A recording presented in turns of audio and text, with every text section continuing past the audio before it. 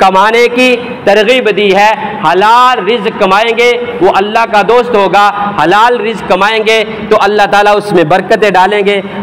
میرے نہایت ہی بزرگوں اور اسلام کے ساتھ تعلق رکھنے والے، ایمان والے اور پیارے نبی صلی اللہ علیہ وسلم کے ساتھ دل و جان سے محبت کرنے والے تمام سامعین، آج کے اس جمعۃ المبارک میں ہم سیرت کے ایک ایسے پہلو کو چھیڑیں گے جس کی آج ہمیں ضرورت ہے اشد، جس کی آج بہت زیادہ معاشرے کو ضرورت ہے۔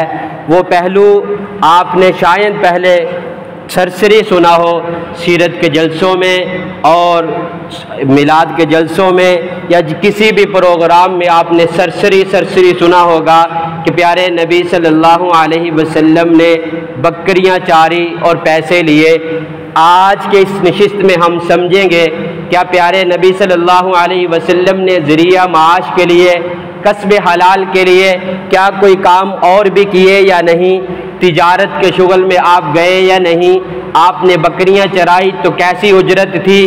تو یہ سارے معاملات آج ہم اس کو ایک تو سیرت کی نظر میں دیکھیں گے، سیرت کی نظر میں سنتے ہوئے، سیرت کو سنتے ہوئے ہم اپنی زندگیوں کو کیسے ذریعہ معاش کی طرف لگائیں، کیا اصول ہوں، کیا ضوابط ہوں، کیسی ہماری تجارت ہو، کیسے ہمارے کاروبار ہوں، کیسی ہماری مزدوریاں ہوں، ہمارا لیول کیسا ہو، یہ آج کی نشست میں انشاءاللہ ہمیں باتیں سمجھ آئے گی۔ پہلی بات تو یہ ہے کہ بہت سارے انبیاء علیہ السلام کے کام قرآن پاک میں اور احادیث مبارکہ میں اور سیرت کی کتابوں میں ملتے ہیں کہ نبیوں نے کام کر کے اپنے پیٹوں کو پالا، اپنی اولادوں کو پالا اور اپنے خاندان کو چلایا۔ جیسے ہمارا درس چل رہا ہے سورہ صاد میں، اس میں ہم نے حضرت سلیمان علیہ السلام اور حضرت داؤد علیہ السلام باپ بیٹا ہیں، دونوں ہی بادشاہ ہیں۔ باپ سے بیٹے کی بادشاہت بڑی ہے، زیادہ خطہ ہے، زیادہ چیزوں پر بادشاہت ہے، لیکن دونوں اپنے خاندان کو، دونوں اپنے گھروں کو اپنی محنت مزدوری کر کے چلایا کرتے تھے۔ معاش کیا تھا اور نبیوں کا بھی بارے میں آتا ہے، جیسے حضرت زکریا، حضرت نوح علیہ السلام لکڑی کا کام کیا کرتے تھے، حضرت داؤد علیہ السلام زیرہ بنانے کا کام کیا کرتے تھے، تو اسی طرح حضرت سلیمان علیہ السلام کے کام بھی آتے ہیں۔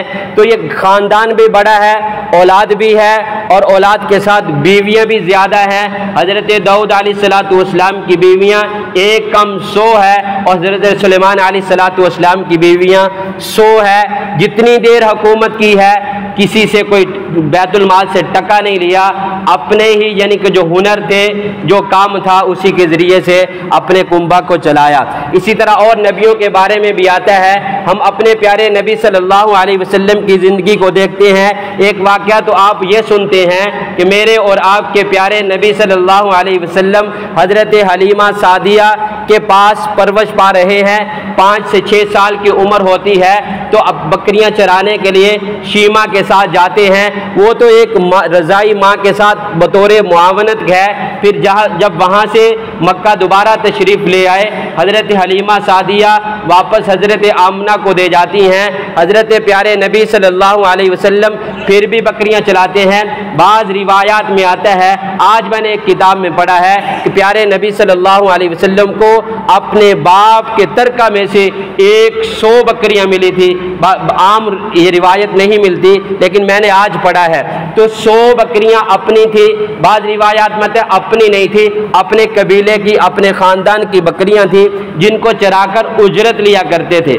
اجرت لے کر جب تک والدہ تھی اس وقت بچے تھے، اور جو ہی 12 سال تقریباً 12 سال کی عمر میں پہلا تجارتی سفر بھی کیا ہے۔ اس سے پہلے جو 8-10 سال کی عمر ہے، اس میں میرے اور آپ کے پیارے نبی صلی اللہ علیہ وسلم نے بکریاں چرائی۔ پیارے نبی صلی اللہ علیہ وسلم فرماتے ہیں، میں کم سے کم اجرت پر بھی لوگوں کی میں نے بکریاں چرائی ہیں۔ بکریاں چراتے تھے، کفالت کس کی تھی؟ پہلے دادا کی تھی، دادا کے بعد ابو طالب کی کفالت میں ہے۔ وہی پیسے جو مزدوری ملتی آ کر ابو طالب کو دیا کرتے تھے، بطور معاونت کیا کرتے تھے۔ آج بھی اس چیز میں ہمارے لیے، نوجوانوں کے لیے اور والدین کی جو اولاد ہے، بچے ہیں 12 سال 13 سال کی، ان کے لیے اس میں مشعل راہ ہے ان کے لیے اس میں ایک رہنمائی ہے کہ جب پیارے نبی صلی اللہ علیہ وسلم اس عمر میں اپنے جن کے متحد رہ رہے ہیں، جن کی پرورش میں رہ رہے ہیں، ان کے معاون بن رہے ہیں، تو ہمیں کیا ہے، ہم اپنے والدین کے کیوں معاون نہیں بنتے؟ کوئی سا ذریعہ معاش ہو، والدین لگائیں اپنی اولاد کو، اولاد خود سوچے میں تعلیم حاصل کر رہا ہوں، خرچے ہو رہے ہیں، کچھ نہ کچھ تو میں اپنے باپ کے ساتھ ایسی معاونت کروں، میں اپنا خرچہ اٹھا لوں، اپنا سارا خرچہ نہیں اٹھاتا، اپنے کرائے کا خرچہ اٹھا لوں، اپنی جیب خرچ بنا لوں۔ آج بھی دنیا میں کچھ بچے ایسے ہیں جو کم عمر ہیں اور والدین کے دستے بازو بنے ہوئے ہیں۔ تو پیارے نبی صلی اللہ علیہ وسلم بچپن میں بکریاں چرا رہے ہیں۔ اس میں ایک عجیب واقعہ لکھا ہے، حضرت جابر بن عبداللہ رضی اللہ تعالیٰ عنہ فرماتے ہیں، ہم سفر کر رہے تھے، ایک جگہ پہ رکے، ہم پیلو ہوتے ہیں، چھوٹے بوٹے جو ہوتے ہیں جن کو جامنی کلر کے پیلو لگتے ہیں، پکتے ہیں تو جامنی ہوتے ہیں، ویسے میں نے بھی کھائے ہیں، ہو سکتا ہے آپ نے بھی کھائے ہوں، عام یعنی کہ گندم کے سیزن میں ہوتے ہیں۔ تو کہتے ہیں وہ پیلو ہم تلاش کر رہے تھے، تو پیارے نبی صلی اللہ علیہ وسلم نے فرمایا دیکھنا وہ توڑنا جو جامنی کلر کا ہو، جو بلیک ہو چکا ہو، اس کو توڑنا، وہ میٹھا ہوتا ہے۔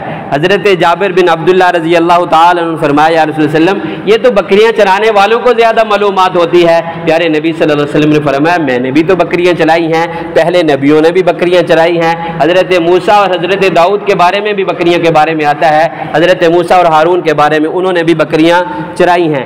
بکریاں چرانے میں بھی حکمت ہے، ایک حکمت پیارے نبی صلی اللہ علیہ وسلم نے بتلائی ہے کہ بکریاں چرانے کی وجہ سے عاجزی آتی ہے، بکریاں رکھنے والوں میں عاجزی ہوتی ہے، اور اونٹ رکھنے والوں میں تکبر پایا جاتا ہے۔ تو یہ ایک علامت بیان کی ہے، باقی کوئی ضروری نہیں ہے کہ ہر بکریاں والا عاجزی ہو، ہر اونٹ والا تکبر والی ہو، یہ نہیں ہے، ایک علامت بیان کی ہے میرے اور آپ کے پیارے نبی صلی اللہ علیہ وسلم نے۔ چلیے یہ بکریوں کا بچپن کا زمانہ ہے، پیارے نبی صلی اللہ علیہ وسلم نے چرائیاں ہیں، اور اس کے بعد پھر ذریعہ معاش، یہ سمجھ لیں کہ سب سے لو مزدوری ہے، سب سے جس کو کہہ لیں ہم آج کے دور میں گٹیا جس کو ہم کہتے ہیں ہمارے لیول کی نہیں ہے، سب سے کمزور طبقے کے لیے سیرت میں رہنمائی ہے، اور اس کے بعد یہ سب سے لو طبقہ ہے جو مزدوری والا ہے، اور اس سے اوپر چلیے پھر تجارت ہوتی ہے، دوسرے ملکوں کے ساتھ تجارت، دوسرے ملکوں میں جا کر تجارت کرنا، یہ بڑا پیمانے پر تاجر گنا جاتا ہے۔ تو میرے اور آپ کے پیارے نبی صلی اللہ علیہ وسلم نے پہلا جو تجارتی سفر کیا ہے اپنے چچا ابو طالب کے ساتھ، 12 سال کی عمر ہے، میرے اور آپ کے پیارے نبی صلی اللہ علیہ وسلم تجارتی سفر کے لیے شام کی طرف جا رہے ہیں، اور راستے میں ایک واقعہ بھی پیش آیا بحیرہ راہب کا، اس نے بتلایا یہ تو نبی ہے، یہ تو نبی ہے، اس نے دعوت کی، پہلے دعوت پر بلایا، یہ آپ نے واقعہ بارہا سنا ہے، اس کی طرف ہم اتنی تفصیل کے ساتھ نہیں جاتے کہ راستے میں بحیرہ راہب نے روکا اور دعوت کی، کہتے قافلے والے دعوت کھانے کے لیے گئے، حضرت ابو بکر اور حضرت پیارے نبی صلی اللہ علیہ وسلم کو اسی اپنے مال کے پاس چھوڑ گئے کہ یہ مال کا خیال کرو، جانوروں کا خیال کرو، ہم دعوت کھا کر آتے۔ بچوں میں شمار تھا نا، 12 سال کی عمر ہے، حضرت ابو بکر صدیق رضی اللہ عنہ کی عمر 10 سال کی ہے، کیونکہ تھوڑا سا چھوٹے تھے حضرت ابو بکر صدیق رضی اللہ تعالیٰ عنہ، تو کیا کہتے ہیں وہاں کھڑا کر دیا، خود دعوت کھانے کے لیے چلے گئے۔ بحیرہ راہب نے کہا دعوت تو انہی کی تھی، انہی کی وجہ سے تمہاری دعوت تھی، پہلے ان کو لاؤ جن کی اصل دعوت ہے۔ جیسے شادی پر جائیں تو دولہے کی وجہ سے براتیوں کو روٹی ملتی ہے، دولہا ہی نہ جائے براتیوں کو کھانا ملے گا؟ نہیں ملتا۔ تو اس لیے دعوت تو اصل میں میرے اور آپ کے پیارے نبی صلی اللہ علیہ وسلم کی تھی، تو اس نے پڑھ رکھا تھا اس جنگل کے اس درخت کے نیچے آ کر وہ قافلہ رکے گا جس میں آخر الزمان نبی ہوگا، جس میں آخر الزمان نبی ہوگا۔ اسی لیے اس نے، اس بحیرہ راہب نے، راہب تھا، اللہ والا تھا، اسی لیے اس نے اس قافلے والوں کی دعوت کی تھی۔ پھر پوچھا، نام بتلایا گیا، والد کا نام بتلایا گیا، تو کہا یہ مجھے اب یقین ہو گیا یہ آخر الزمان نبی ہیں۔ تو حضرت ابو بکر صدیق رضی اللہ تعالی عنہ کو بھی کہا گیا کہ آپ ان کے ساتھ لگے رہنا، ان کا ساتھ کبھی نہ چھوڑنا، انہی کے ساتھ ہمیشہ دوستی لگائے رکھنا۔ حضرت ابو بکر صدیق رضی اللہ تعالی عنہ نے زندگی میں پیارے نبی صلی اللہ علیہ وسلم کو نہیں چھوڑا، اور آج تک پیارے نبی صلی اللہ علیہ وسلم کے ساتھ روزہ میں لیٹے ہوئے ہیں۔ کل قیامت کے دن بھی دنیا دیکھے گی کہ حضرت ابوبکر صدیق رضی اللہ تعالیٰ عنہ ساتھ ہوں گے، ساتھ ہوں گے۔ پہلے جو پیارے نبی صلی اللہ علیہ وسلم کے اپنے امتیوں میں سے امتحان کے لیے جن کو پیش کریں گے وہ حضرت ابوبکر و عمر ہوں گے۔ تو پیارے نبی صلی اللہ علیہ وسلم نے پہلا تجارتی سفر شام کی طرف اپنے چچا ابو طالب کے ساتھ کیا جو 12 سال کی عمر میں ہوا۔ اس کے بعد اور سفر کیا ایک دوسرے چچا کے ساتھ، زبیر بن عبد المطلب کے ساتھ، یہ بھی آپ صلی اللہ علیہ وسلم کے چچا ہیں، ان کے ساتھ بھی آپ صلی اللہ علیہ وسلم نے ایک سفر کیا تجارت کا۔ تو یہ تجارت کا سفر پہلے اپنے چچوں کے ساتھ ہوا اور اس کے بعد پیارے نبی صلی اللہ علیہ وسلم کے صداقت اور امانت اور عہد وفا جو تھے یہ ساری پوری دنیا میں چرچا تھا، اور پیارے نبی صلی اللہ علیہ وسلم تجارت کے لیے جایا کرتے تھے۔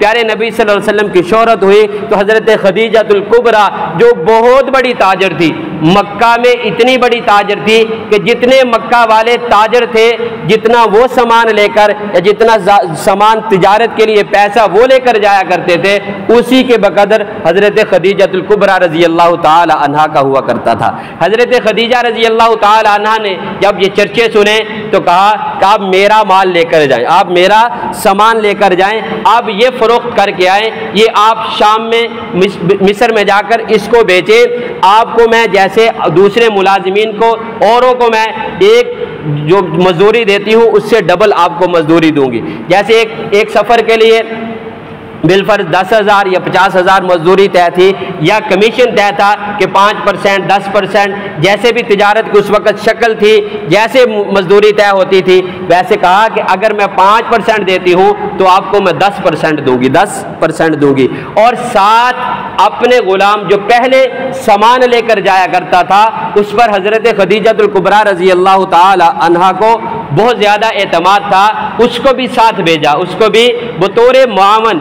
اصل حضرت پیارے نبی صلی اللہ علیہ وسلم کو کہا کہ آپ تجارت کا مال لے کر جائیں، آپ کے ساتھ یہ معاون ہے، اس کو دیکھنے کے لیے بھیجا کیسی صداقت ہے، کیسے یہ کام کرتے ہیں، کیسے ان کی تجارت کے چرچے ہیں۔ کہتے سامان لے کر وہاں پہنچے تو ہاتھوں ہاتھ سامان بک گیا، ہاتھوں ہاتھ سامان بک گیا۔ اسی سامان کے خریداری میں ایک آدمی آیا، پیارے نبی صلی اللہ علیہ وسلم سامان بیچتے وقت قسمیں نہیں اٹھایا کرتے تھے، جھگڑا نہیں کیا کرتے تھے، یعنی کہ شور شرابہ تجارت میں جیسے ہو جاتا ہے وہ بالکل پیارے نبی صلی اللہ علیہ وسلم کی زندگی کی تجارت اس سے صاف اور پاک ہے۔ پیارے نبی صلی اللہ علیہ وسلم یہ سامان بیچ رہے ہیں اور جو ہے قافلے والے لوگ خرید رہے ہیں۔ ایک آدمی آیا، اس نے آ کر بحث شروع کی، اس نے کہا نہیں آپ قسم اٹھائیں، لات و عزا کی قسم اٹھائیں۔ تو پیارے نبی صلی اللہ علیہ وسلم نے پہلے اس نے کہا قسم اٹھائے، پیارے نبی صلی اللہ علیہ وسلم نے میں قسم نہیں اٹھایا کرتا، میں قسم نہیں اٹھاتا، قسم جائز ہے اٹھانا، لیکن پیارے نبی صلی اللہ علیہ وسلم قسم نہیں اٹھایا کرتے تھے، اور اسی کی ترغیب دی ہے کہ قسم اٹھانا جائز ہے لیکن اس سے بچتے رہنا، اس سے بچتے رہنا۔ اللہ تعالیٰ کا نام بلند کرنا ہے، اللہ تعالیٰ کو اپنے اوپر گواہ بنانا ہے، پھر اس میں عہد شکنی نہ ہو، قسم کو پورا کرنا چاہیے۔ تو کہتے ہیں کہ وہ آدمی آیا، اس نے کہا قسم اٹھاؤ، پیارے نبی صلی اللہ علیہ وسلم نے فرمایا میں قسم نہیں اٹھاتا مال کو بیچنے کے لیے۔ پھر اس نے کہا نہیں آپ لات و عزا کی قسم اٹھاؤ، پیارے نبی صلی اللہ علیہ وسلم نے فرمایا وہ تو بت ہیں، ان کی تو میں ویسے ہی قسم نہیں اٹھاتا، ان کو تو ویسے میں مانتا نہیں ہوں، ان کے قریب نہیں جاتا۔ تو اس نے کہا اچھا آپ ان کے قریب نہیں جاتے؟ تو میسرہ کو جو ساتھ غلام کیا ہوا تھا حضرت خدیجہ کا، اس کو مخاطب کر کے اس نے کہا یہ مجھے آخر الزمان نبی لگتے ہیں، یہ آخر الزمان نبی ہیں، یہ نشانیاں آخر الزمان نبی کی ہیں کہ یہ ایسی زندگی جو ہے، ایسی جو پاک صاف زندگی ہوگی وہ آخر الزمان نبی کی ہوگی۔ تو یہ بشارتیں مل رہی ہیں تجارت کے سفروں میں۔ کہتے قافلہ جلدی بلٹا اور سامان جلدی بکا، سب سے زیادہ ہے جلدی بکا، اور جلدی بکنے کے بعد منافع بھی ڈبل آیا، منافع بھی ڈبل ملا۔ کہتے ہیں منافع جب واپس پلٹے تو منافع بھی ڈبل ہوا۔ حضرت خدیجہ الکبریٰ رضی اللہ تعالی عنہا نے وہ جو جیسے طے کیا تھا ویسے مال بھی دیا اور میسرہ سے سب کچھ پوچھا بھی۔ پھر پیارے نبی صلی اللہ علیہ وسلم نے اور بھی حضرت خدیجہ الکبریٰ رضی اللہ عنہ کا مال بیچا۔ 2 سفر یہ جو مکہ میں بازار لگتا تھا اوکاز، اس میں بھی سفر کیا، اس میں بھی پیارے نبی صلی اللہ علیہ وسلم نے مال بیچا بھی ہے، خریدا بھی ہے۔ اور جہاش ایک نام اور آتا ہے، اب میرے ذہن سے نکل گیا، میں آپ کو بتاتا ہوں، میرے حباشہ بازار لگتا تھا جو تقریباً 6 راتوں کی مسافت کے دور تھا مکہ سے. وہاں بھی میرے اور آپ کے پیارے نبی صلی اللہ علیہ وسلم نے سفر کیا. تو 2 سفر حضرت خدیجۃ الکبریٰ رضی اللہ تعالی عنہا کے مال تجارت کے ایسے کیے کہ ہر سفر کے بدلے حضرت خدیجۃ الکبریٰ رضی اللہ تعالی عنہا نے اونٹ دیا، اونٹ گفٹ کیا کہ یہ آپ کے لیے ہے، یہ آپ کی مزدوری ہے.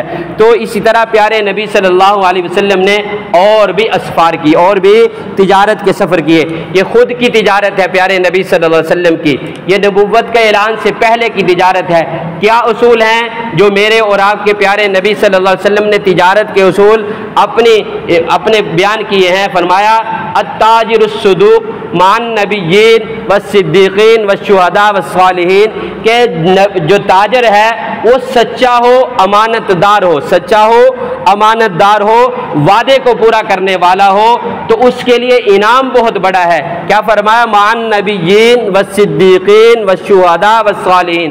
جو تجارت کرتا ہے ہیرا پھیری نہیں کرتا، سچائی کے ساتھ کرتا ہے، دھوکہ نہیں دیتا، امانت داری کے ساتھ کرتا ہے، اور وعدہ یہ بڑے تاجروں کے ساتھ تعلق ایسے بنتا ہے جو دکاندار حضرات بیٹھے ہیں یا تاجر حضرات بیٹھے ہیں. اگر میں کسی جگہ تجارت کرتا ہوں، میں کسی کے ساتھ معاملات کرتا ہوں، وعدے کو پورا نہیں کرتا، جو پیمنٹ دینے کا وعدہ ہوا ہے دیتا نہیں ہوں، تو میرے ساتھ پارٹیاں ڈیل نہیں کریں گی، دوسروں کو بھی بتلائیں گی، دوسری پارٹیوں کو بھی اس کے ساتھ معاملات نہ کرنا، یہ وعدے کو پورا نہیں کرتا. لیکن میرے اور آپ کے پیارے نبی صلی اللہ علیہ وسلم وعدے کے پکے تھے اور کھرے تھے اور سچے تھے. پیارے نبی صلی اللہ علیہ وسلم کے وعدے کے بارے میں آتا ہے، حضرت عبداللہ بن ابی حمزہ رضی اللہ تعالیٰ عنہ کہتے ہیں کہ میرا پیارے نبی صلی اللہ علیہ وسلم کے ساتھ تجارت میں شراکت داری چلا کرتی تھی. 2-3 صحابی ہیں جنہوں نے شراکت داری کے ساتھ پیارے نبی صلی اللہ علیہ وسلم کے ساتھ تجارت کی ہے. یہ کہتے ہیں میری شراکت داری چلتی تھی پیارے نبی صلی اللہ علیہ وسلم کے ساتھ. کچھ پیسوں کا معاملہ تھا، میں نے پیسے دینے تھے پیارے نبی صلی اللہ علیہ وسلم کو. راستے میں آتے ہوئے گھر کے پاس پہنچے، گھر سے تھوڑا سا دور تھے. میں نے کہا آپ صلی اللہ علیہ وسلم کو محمد آپ ٹھہریں، میں آپ کے پیسے لے کر آتا ہوں. کہتے میں گھر گیا، گھر جانے کے بعد مجھے بھول گیا، گھر گیا کسی اور کام میں لگے ہوں گے، تو کہتے مجھے بھول گیا کہ میں اپنے شراکت دار کو کھڑا کر کے آؤں. پیارے نبی کو اس وقت نبوت کا اعلان نہیں ہوا تھا، میں کھڑا کر کے آیا ہوں. تو 3 دن کے بعد خیال آیا ہے میں تو وعدہ کر کے آیا تھا، میں تو وہاں چھوڑ کے آیا تھا کہ میں ابھی پیسے لے کر آتا ہوں. تو 3 دن کے بعد حضرت عبداللہ بن حمزہ رضی اللہ تعالیٰ عنہ فرماتے ہیں، یہ مسلمان ہونے کے بعد مدینہ میں ہجرت کرنے کے بعد صحابہ کو یہ واقعہ سنا رہے ہیں. کہتے ہیں کہ پیارے نبی صلی اللہ علیہ وسلم 3 دن کے بعد میں آیا تو وہیں کھڑے تھے، کوئی ناراضگی کا اظہار نہیں کیا، کوئی یعنی کہ آتے ہی دور سے گالیاں دینی شروع کر دی ہو، سخت سست کہنا شروع کر دیا ہو، کچھ نہیں کہا. صرف اتنے جملے کہا تو نے مجھے مشقت میں ڈالا، تو نے مجھے تکلیف پہنچائی ہے. اسی طرح پیارے نبی صلی اللہ علیہ وسلم کی شراکت پر صحابہ جنہوں نے اسلام لانے سے پہلے شراکت داری کی تھی وہ کیا جملے فرماتے ہیں. حضرت عبداللہ بن صائب رضی اللہ تعالیٰ فرماتے ہیں، اور اسی طرح قیس بن صائب مجزومی رضی اللہ تعالیٰ عنہ، یہ دونوں صحابی ہیں جنہوں نے اور بھی شراکت داری کی. یہ جملے دہراتے ہیں، کہتے ہیں پیارے نبی صلی اللہ علیہ وسلم سے اچھا شراکت دار ہم نے دیکھا ہی نہیں، کھرے، اور کبھی مال کو بیچنے کے لیے کبھی قسم نہیں اٹھائی اور کبھی کسی کو دھوکہ نہیں دیا. یہ میرے اور آپ کے پیارے نبی صلی اللہ علیہ وسلم نے جو تجارت کے اصول بیان کیے اسی کے مطابق پیارے نبی صلی اللہ علیہ وسلم نے نبوت کا اعلان ہونے سے پہلے اسی طرح تجارت کر کے دکھائی ہے. پھر تجارت کرنے والا، مزدوری کرنے والا، اس کے لیے ان دونوں پہلوؤں میں سبق ہے. ایک تو مزدوری، جیسے ہمارا یعنی کہ بالفرض میں سمجھتا ہوں میرا لیول تو تگڑا ہے، میں تگڑی مزدوری کروں گا. نہیں، پیارے نبی صلی اللہ علیہ وسلم سے زیادہ معزز کوئی نہیں ہے، نبیوں سے زیادہ محترم کوئی نہیں ہے. جب پیارے نبی صلی اللہ علیہ وسلم بکریوں کو چار کر مزدوری، بکریوں کو یعنی کہ جنگل میں چرا کر مزدوری حاصل کر رہے ہیں، تو ہم भीख मांगने की जगह और अपने आप को दूसरों के आगे हाथ फैलाकर मांगने की, कर्ज लेने की जगह पर हम क्या करें, जो मजदूरी मिले उसको कर गुजरे कि प्यारे नबी सल्लल्लाहु अलैहि वसल्लम ने जब बकरियां चराई हैं मैं किस बात की मूली हूँ, मेरी क्या हैसियत है। हलाल रिज़्क़ कमाने वालों को प्यारे नबी सल्लल्लाहु अलैहि वसल्लम ने फरमाया वो हबीबुल्लाह, अल्लाह का हबीब है, जो हलाल रिज़्क़ कमाता है वो अल्लाह का दोस्त है, वो अल्लाह का दोस्त है। फिर प्यारे नबी सल्लल्लाहु अलैहि वसल्लम ने तरगीब भी यही दी है। यही हज़रत जाबिर बिन अब्दुल्लाह रज़ी अल्लाह तआला अन्हु हैं कि कहते हैं कि मेरे पास कुछ नहीं था, इनका वाक़या आता है, ये घर से चले प्यारे नबी सल्लल्लाहु अलैहि वसल्लम की मजलिस में पहुँचे, ये आखिरी बात, और घर मजलिस में पहुँचे, आकर कहा या रसूल सल्लम घर के हालात टफ हैं, मेरी कुछ मदद फरमा दीजिए, मुझे कुछ अता कर दीजिए ताकि मेरे घर जाकर घर वालों को कुछ खिला लूँ। प्यारे नबी सल्लल्लाहु अलैहि वसल्लम देते तो दे देते, ना नहीं तो अपने किसी साथी को कहते, पास नहीं था तो साथी को कहते, हज़रत उस्मान को कहते और साथी को कहते, वो माल निछावर कर देता। प्यारे नबी सल्लल्लाहु अलैहि वसल्लम ने तरगीब कह दी है, फरमाया जाओ घर में कोई मालो ज़र है जो अशद ज़रूरत से ज़्याद हो वो ले आओ। कहा कि हाँ है, कहा वो ले आओ। कहते वो सारा सामान जो ज़रूरत से ज़्यादा था, वो छोटी सी एक गठली थी, वो छोटी सी एक गठली थी, उसको लाया गया, प्यारे नबी सल्लल्लाहु अलैहि वसल्लम की मजलिस में रखा गया। प्यारे नबी सल्लल्लाहु अलैहि वसल्लम ने उसी वक्त बोली लगा दी, हाँ जी कौन खरीदता है इस माल को, हाँ भी कितने में खरीदेगा, हाँ भाई कितने में खरीदेगा। जो बोली लगी, जिसने बढ़कर बोली लगाई उसी को माल दे दिया गया।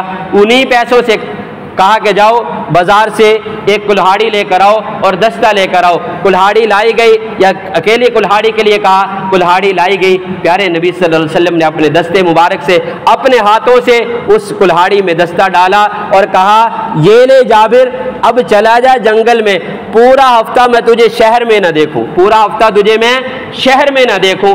वो भी सहाबी था, फर्मा बरदार था। कुल्हाड़ी को उठाया, जंगल में चले गए, जंगल में लकड़ियां काटी, बाजार में आकर फरोख्त की। फिर इसी तरह सिलसिला चला। कुछ दिनों के बाद, महीने के बाद मुलाकात होती है दोबारा। पूछा जाबिर कैसे हालात हैं, कैसा मामला चल रहा है। कहा या रसूल सल्लम बहुत अच्छी हालात हैं, बहुत अच्छी हालात हैं। मेरे और आपके प्यारे नबी सल्लल्लाहु अलैहि वसल्लम ने सहाबा को कमाने की तरगीब दी है। हलाल रिज़्क़ कमाएंगे वो अल्लाह का दोस्त होगा, हलाल रिज़्क़ कमाएंगे तो अल्लाह ताला उसमें बरकतें डालेंगे। आज हमारे अंदर बहुत ज़्यादा कमज़ोरियाँ हैं। एक तो हम तिजारत कर रहे हैं, हम समझते हैं सिर्फ मस्जिद में आने में प्यारे नबी सल्लल्लाहु अलैहि वसल्लम का सुन्नत तरीका है, खाना खाने में सुन्नत तरीका है और नमाज़ पढ़ने में ये मसनून नमाज है। बाकी हमारी तवज्जो नहीं जाती कि हमने मुआशरे के अंदर जो काम करने हैं उनमें भी हमारे लिए कोई रहनुमाई है या नहीं। जो हमने मुआशरे में तिजारत करनी है, ज़राअत करनी है, मामलात करने हैं, क्या उसमें हमारे लिए प्यारे नबी सल्लल्लाहु अलैहि वसल्लम की सीरत में रहनुमाई है या नहीं। कभी किसी ने पूछने की कोशिश ना की, किसी ने अपनी तिजारत को प्यारे नबी सल्लल्लाहु अलैहि वसल्लम की तिजारत के साथ मिलाने की कोशिश ही नहीं की। तो उसी की वजह है कि आज हमारी तिजारतें जो हैं, हमारा जो माल है वो हमें गलत रास्तों पर लुटाना पड़ता है क्योंकि गलत तरीके से कमाया। तो इसलिए तिजारत के लिए दो तीन बातें आप जहन में रखें। तिजारत करते हुए एक तो आदमी झूठ ना बोले, एक तो आदमी झूठ ना बोले, जो चीज़ की हैसियत है वही बयान करे। अगर वो मियाना रवि की चीज़ है, दरमियानी चीज़ है तो उसको दरमियानी बतलाए, अगर हल्की चीज़ है उसको हल्की बतलाए, अगर अच्छी चीज़ है उसको अच्छी बतलाए। जितनी चीज़ की अहमियत है उतनी बयान करे। दूसरा, ये कागज़ है मेरे पास, ये कागज़ मैं फ़रोख्त करना चाहता हूँ लेकिन ये कागज़ दरमियान से फटा हुआ है।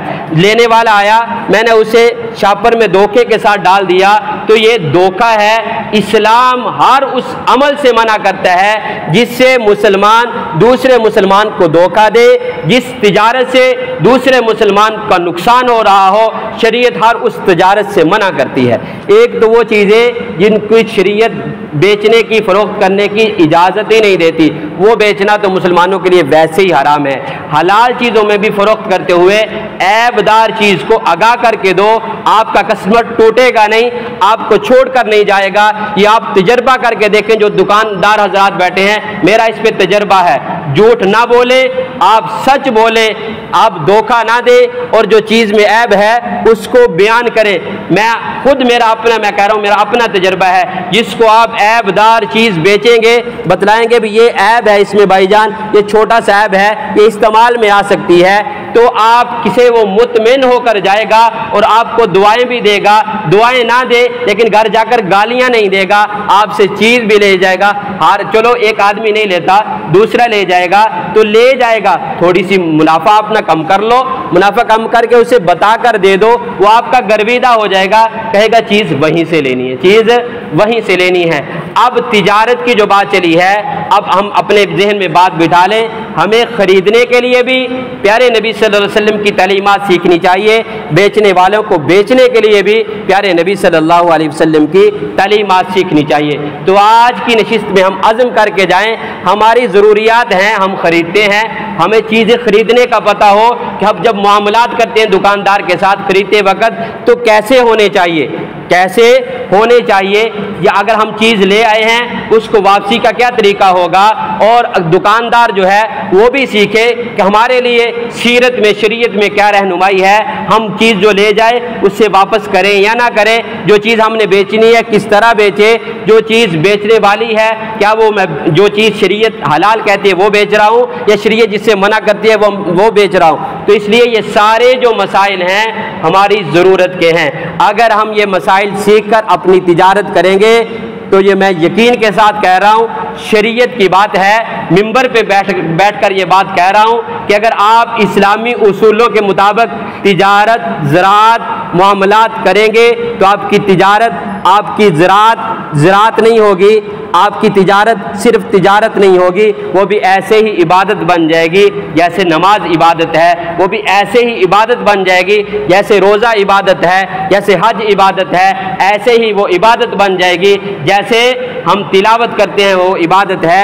تو اس لیے ہم اپنی زندگی کے ہر پہلو کو دیکھیں پیارے نبی صلی اللہ علیہ وسلم کا اس میں طریقہ کیا ہے، تو اللہ تعالی ہم سب کو صحیح معنوں میں پیارے نبی صلی اللہ علیہ وسلم کا متبع بننے